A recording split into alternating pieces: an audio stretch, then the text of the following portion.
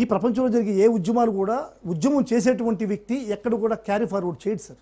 Even తమ్ముడు చెప్పినటువంటి యొక్క ఉద్యమం కూడా తెలంగాణ ఉద్యమం ఏదైతే ఉందో ఉద్యమానికి కేసీఆర్కి ఎవరు కూడా క్యారీ ఫార్వర్డ్ చేయలేదు. లాస్ట్లో కేసీఆర్ సమక్షంలో ఈ రాష్ట్రం వచ్చింది.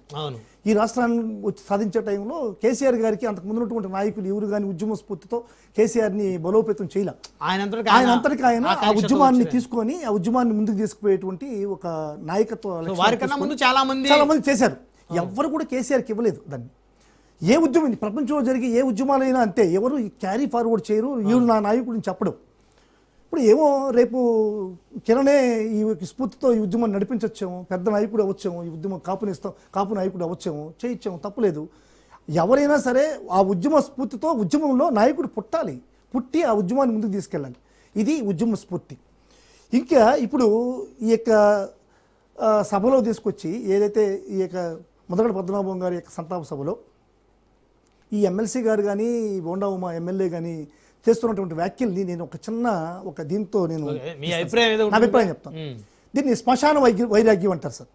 శ్మశాన వైరాగ్యం అంటే ఒక వ్యక్తి ఒక శవాన్ని తీసుకెళ్లి శ్మశానంలోకి పోయి బూట్ చేసేటప్పుడు ఏంది ఈ జన్మ, ఎందుకు ఈ జన్మ, మనం ఏం సంపాదించగలము, ఎన్ని ఆస్తులు సంపాదించగలము, చివరికి ఇదే పోవాల్సిందే కదా, మనం చేసే తప్పులు ఎందుకు, మనం చేసే తడకలు ఎందుకు అని చెప్పి ఒక విధమైనటువంటి ఒక వైరాగ్యానికి లోనవుతాడు. ఆ శవాన్ని పూర్తి చేసి శ్మశానం నుంచి బయట రాగానే మళ్ళీ యథావిధిగా వాడి కార్యక్రమాలు, ఆ దండాలు, దాష్టికాలు, అన్నీ ఇంకా వాడికి ఉండేటువంటి నేచర్ని ఫాలో చేస్తాడు. సేమ్ వాళ్ళకిద్దరికి కూడా ఇదే స్ఫూర్తి ఉంది అనుకునేది నేను భావిస్తున్నాను. ఎందుకంటే ఆ శ్మశాన వైరాగ్యం ఏదైతే ఉందో ఆ శ్మశాన వైరాగ్యంలో మాట్లాడుతున్నాను అనేటువంటిది నా వాదన.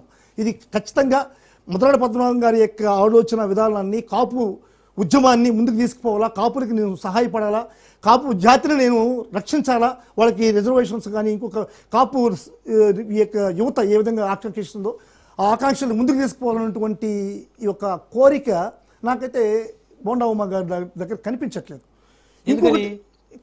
ఎందుకంటే నాకు రెండు కోణాల్లో బోండా ఉమా గారిని నేను విమర్శించదలుచుకున్నాను సార్. ఒకటి, కాపు కులాన్ని, కాపు ఉద్యమాన్ని ఈ యొక్క ముద్రగడ పద్మనాభం చేసినటువంటి ఈ తీరుతుల్ని ఈ సమావేశంలో నాకు మంత్రి పదవి చంద్రబాబు నాయుడిని భయపెట్టి నేను కాపుల్లో ఒక పెద్ద నాయకుడిని ఎజిటేషన్ క్రియేట్ చేస్తాను, మీ పార్టీని ఇరుకుని పెడతాను, లేకపోతే నాకు మంత్రి పదవి వచ్చే ఎక్స్పాన్షన్స్లో అనేటువంటి అంటే నా ఆలోచన సరళ చెప్తున్నాను సార్.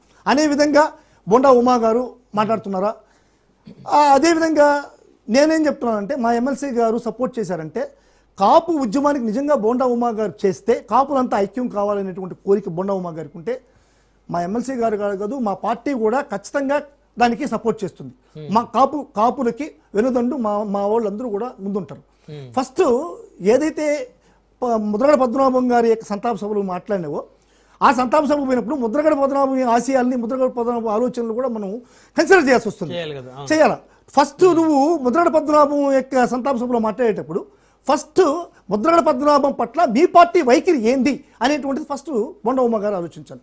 బోండా ఉమా గారు ఆలోచించుంటే అదే ఇప్పుడు దాన్ని వినాలంటే మనం ఫస్ట్ విభేదించారు. అదే ఇది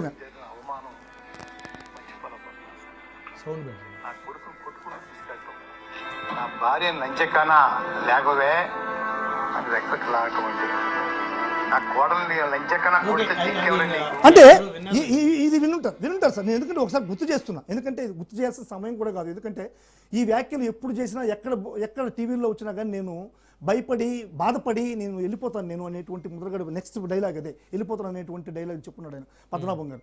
అంటే ఇప్పుడు ఎవరైతే మీరు ఒప్పుకున్నా ఒప్పుకోకపోయినా కాపులకి అత్యంత ప్రియపత్రమైనటువంటి నాయకుడు, దైవ సమానమైన నాయకుడు వంగవీటి మోహన్ రంగా గారి హత్య కేసులో ఎవరున్నారు?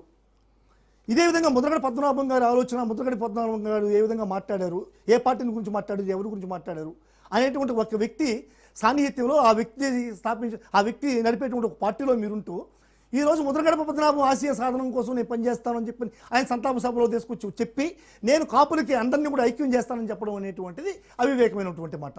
ఇది నిజంగా చంద్రబాబును భయపడడానికా లేకుంటే నిజంగా అతనిలో ఈ స్ఫూర్తి వచ్చిందా అనేటువంటిది మనం ఖచ్చితంగా బోండా ఉమా గారి ప్రజలకి ఈ కాపు సామాజిక వర్గాన్ని చెప్పాల్సిన అవసరం ఉంది. అయితే ఆయన నమ్మే పరిస్థితి లేదు కాపు సార్. నిజంగా మిగతా సొసైటీ ఎవరు నమ్మరు సార్, ఎవరు నమ్మేటువంటి పరిస్థితి లేదు సార్. ఎందుకంటే ఒక బోండా ఉమా అనేటువంటి వ్యక్తి తెలుగుదేశం పార్టీకి కొమ్ము కాసేటువంటి ఎవరైనా సరే కాపుల్ని ప్రేమగా చూస్తారు, కాపు ఉద్యమాన్ని తీసుకెళ్తారు అనేటువంటి మాట ఉత్తుత్తి మాట.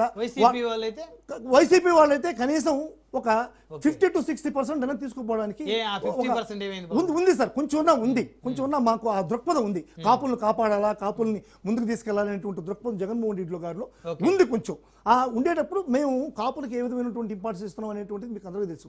డిప్యూటీ సీఎం ఇచ్చాం, అదేవిధంగా బొత్స సత్యనారాయణ కానీ అంబటి రాంబాబు కానీ పేరు నాని కానీ ఇప్పుడు రెడ్డి కులానికి సంబంధించిన నాయకులకు అందరికన్నా కూడా వాళ్ళని ముందుకు తీసుకుపోయేటువంటి పరిస్థితి మా వైఎస్ఆర్ కాంగ్రెస్ పార్టీలో ఉంది. అది కాదు మా పార్టీలో ఎవరు రబ్బర్ స్టాంపులు కాదు సార్. వాళ్ళకి ఇండివిజువల్ గా వాళ్ళ క్యాలిబర్ ఉంది. వాళ్ళకి ఇచ్చేటువంటి విలువ వాళ్ళకి తగ్గకుండా మేము ఇచ్చేటువంటి పార్టీ వైఎస్ఆర్ కాంగ్రెస్ పార్టీ. కాబట్టి వైఎస్ఆర్ కాంగ్రెస్ పార్టీలో ఇప్పుడు ఇటువంటి చరిత్ర వైఎస్ఆర్ కాంగ్రెస్ పార్టీకి లేదు సార్. ఇప్పుడు ఏదైతే టీడీపీకి ఉందో అటువంటి చరిత్ర లేదు. ఫస్ట్ మీరు బోండా ఉమా గారు నిజంగా కాపులకు సహాయం చేయాలనుకుంటే, నిజంగా కాపులు సామాజిక వర్గానికి మీరు వేరు చేయాలనుకుంటే, కాపు యువతకి మీరు ఒక దిక్సూచిగా నిలబడాలంటే ఫస్ట్ తెలుగుదేశం పార్టీ నుంచి బయట వచ్చి మీరు నిజంగా ఈ వ్యాఖ్యలు చేస్తే నిజంగా అందరూ కూడా హర్షిస్తారు. అందరూ కాపు సామాజిక వర్గం అంతా కూడా మొత్తం మీ వెంట ఉంటుంది. Okay 1 by 1